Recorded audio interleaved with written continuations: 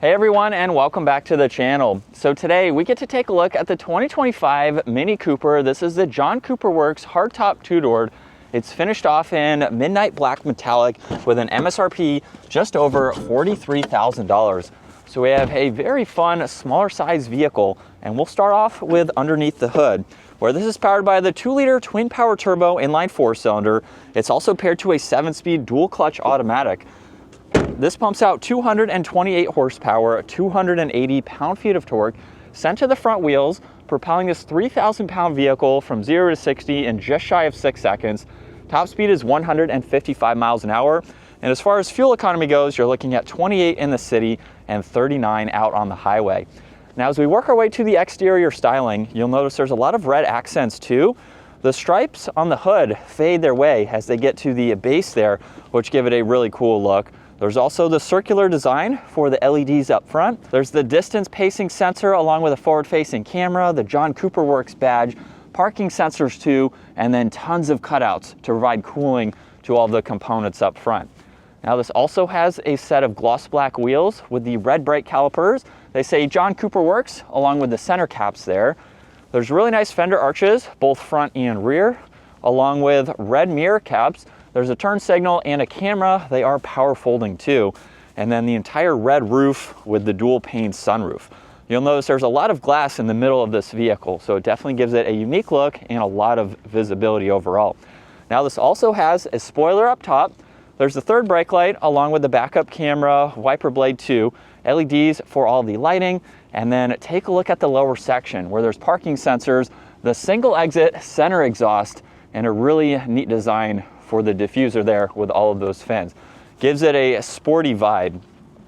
Now as we work our way to the cargo space, with the rear seats up, you have a little bit of space. There's also some hidden storage underneath the floor. So you could place in a good bit of items with the back seats up. Now you can just pull on this release here and easily fold them down, so that way you can get a lot more interior space. It is a small vehicle, but it's still pretty practical, and you can make it work if you're looking for something this small.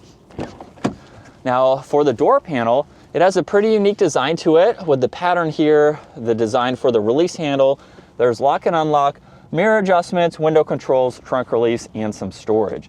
And then take a look at the design for these seats with the red accents. They are leather. There's also memory seating controls, and they're power operating too. The only automatic or manual adjustment is to fold the backrest forwards, and then the seat will work its way forwards from there, giving you space to hop into the back. We're at 5'10". It's a little bit tight here. You could move that seat forwards, of course. There's a central cup holder. You have armrest too, large windows, moonroof up top with the adjustable sunshade, and I have maybe a ½ inch or so of headroom. So honestly, I could ride around town, maybe go on a short road trip, but it's definitely doable, at least to ride around town and have a third or fourth person with you. Now with my foot on the brake, let's start this up. If you twist this dial to the left, that's how you can shut it back off. Now this has perforated and solid leather for the steering wheel with really nice notches on both sides. Large paddle shifters too. Cruise control settings are on the left. Right side there's volume, music, Bluetooth and voice commands, and a favorites button too. This will get to shortcuts. Hopefully you can see on the head-up display here, so you can go through all of that. You can also monitor miles per hour, there's fuel, RPM, and the speed limit sign. And then you can also get into music as well, so you can scroll through all of that. Really cool design for the lower section of the steering wheel here with the John Cooper Works badge.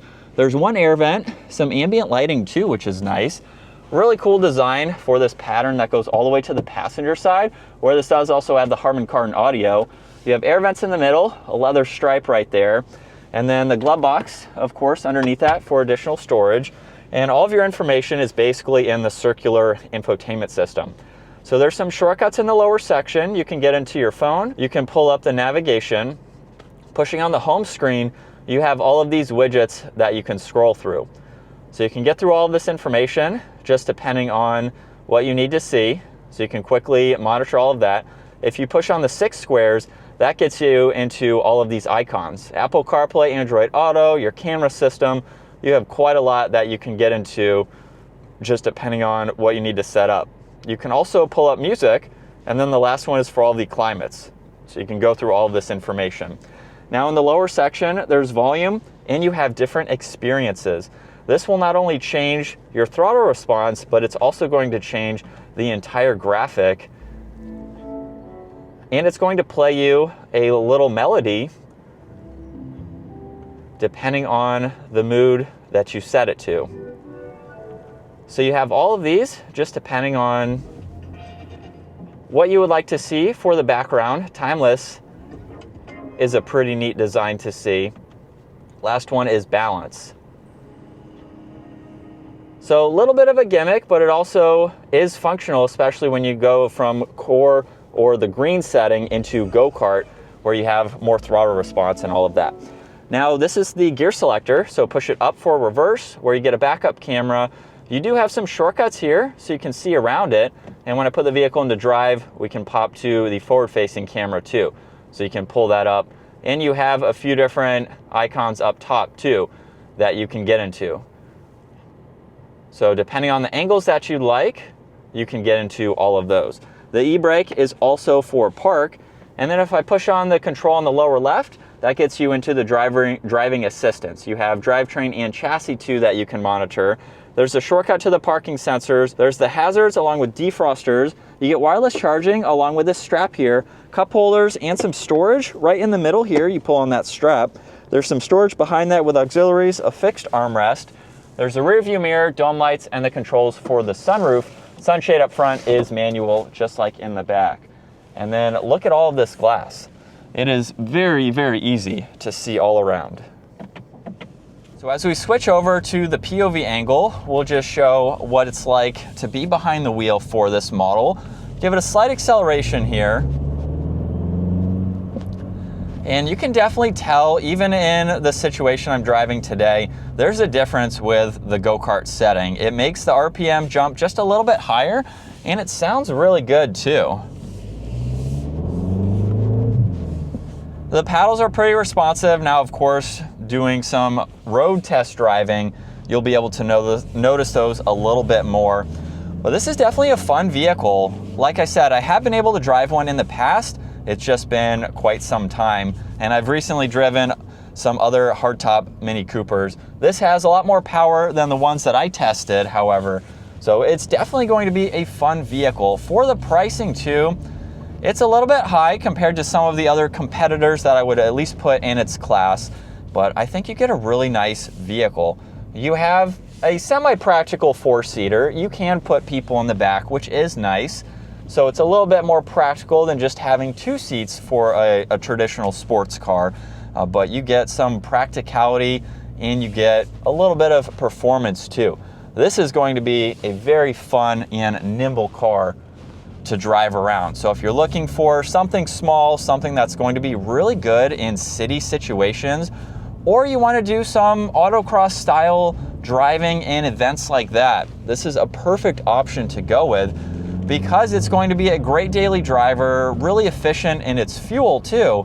You kind of have a win-win. If you're not looking for something that has a crazy amount of power, this is going to offer you a lot of usable power, which is great to see. So that is going to wrap it up for this 2025 Mini Cooper John Cooper Works. Again, hopefully I will be able to drive one at some point out on the roads just to get a little bit more seat time with this. But if you enjoyed today's video, give it a huge thumbs up. Definitely take a look at Hendrick Mini. Their website is down in the description below. And consider smashing that subscribe button so you can stay up to date with our daily uploads. I will see you all in the next video.